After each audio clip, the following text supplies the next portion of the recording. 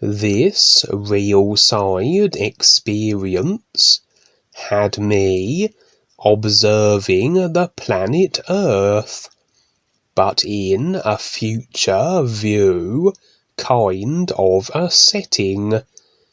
It wasn't exactly apocalyptic, but it was as though everything had a dull, tired, washed-out look and feel to it. The impression was that some disasters of a kind had been racking the planet, but not to the extent of biblical proportions, or anything too extreme as of yet, and the world was rather attempting to adjust to these rapidly changing overall experiences, to survive and make do as best as they could, although these scenarios and events are of course going to ramp up in their intensity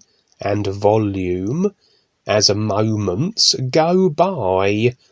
One of the features of this view was the heavier atmospheric pollution, and in particular there seemed to be these great floating masses of toxins that were a frequent new addition of this more polluted world.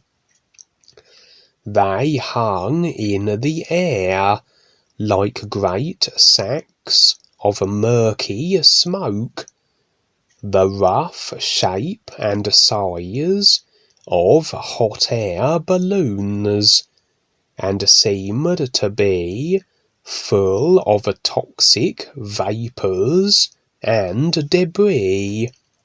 Every now and then they would descend, as though they became denser momentarily than the air, and were accompanied by a horrendous stench as they came into close proximity, a smell of pollution, petroleum, and chemicals.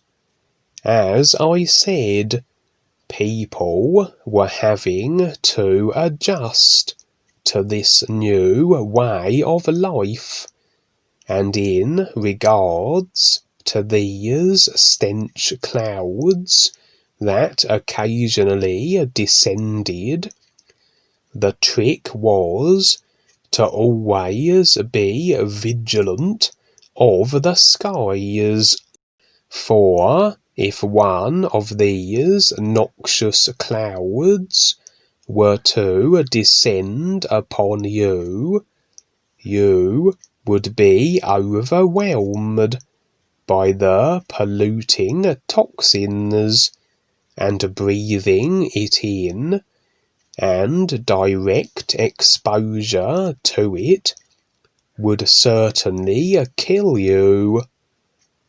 Interestingly, these clouds could be broken up, and anyone could do this simply by applying facial breathing protection masks and battering a descended cloud with sticks, clubs, or whatever was available. Doing so would fragment the clouds, which seemed to lose their structural integrity under a sustained bombardment. It was almost as though the clouds had a weak gravitational pull of their own that bound its foul contents together. This seemed to be an amusement and pastime of the children generally.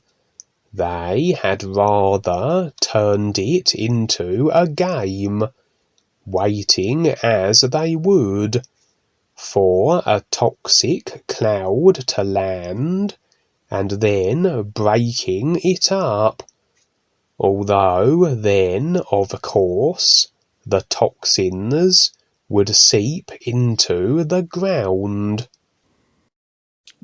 Yeah, we don't have much, but 7 miles or so, six to 8 miles of atmosphere, and that could be, with what they're doing with the chemtrails and all that, it's just filling up with the poisons and toxins, and we don't have that much atmosphere really, so it's only limited. So we see the path that the Earth's going on. It's not hard. You don't have to be a psychic to see where it's going, everything. So again, that's why we're here, to help people see out of here. Yes, see what's going on. And even though the children make a game out of it, or etc., it's still all in the atmosphere. We live in an atmospheric bubble here. Every one of us came here to learn to wake up. That's true. It's kind of like boot camp in the military, where somebody all of a sudden plants landmines out there while you're trying to do your training, and once in a while somebody steps on one and they're eliminated. Well, that doesn't make sense at all. So people only have so much time to wake up. And for myself, just within these, the process of this, consciously here from the teenager into this, it's been 50 years. So I see that is almost like nothing, a little drop. So if it takes lifetimes or whatever for people, and it will, it's not overnight. Again, just reading the books and doing the new you, thinking that you're safe. No, it's a matter of recognition. You decide how you're going to recognize anything here, just like surviving. Each person recognizes how they're going to survive.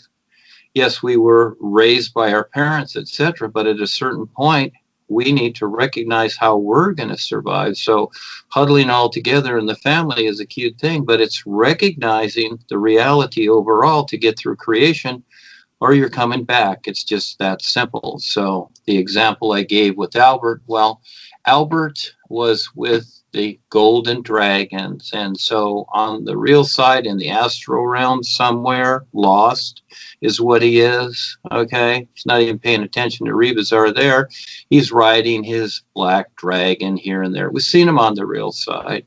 Here and there he's riding his dragon around, because the dragon represents the idea of the family that he's attached to. And this is what happens when most people pass over. They hang on to all their memories because they haven't confronted them yet. So all they have is their memories, and those memories become their anchor to the next lifetimes, etc., to stay stuck in creation.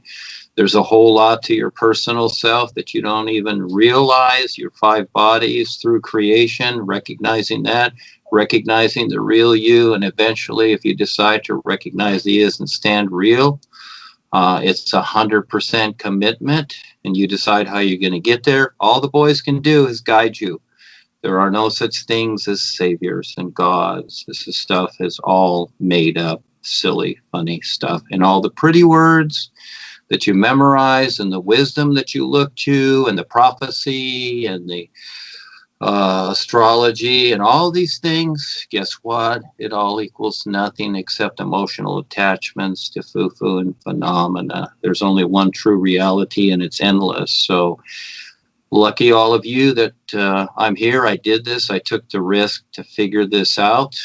Are you taking it for granted? Well, you get nothing. Actually, the kids that were here, Kelsey, Henry, and Eric, They took it for granted. They left. They chickened out. They didn't want to finish it, but really they took it for granted. Even Kelsey admitted that, how she took this for granted. Rebizar showed me on the real side, but I saw it here, and it's okay. People can do whatever they want. You know, the sun still shines.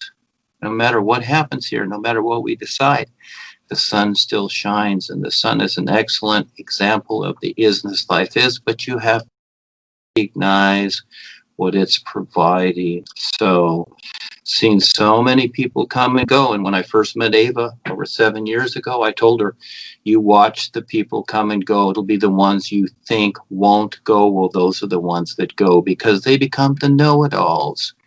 They become self-convinced, and it's like, oh, gee, you know, they take it for granted, and they're on their merry way. Well, there's, you know, the reality of life is that the real side of it is what you don't see and what you don't know. That's the real side. So what is it that you really do know? Have fun. You decide. You are the decider.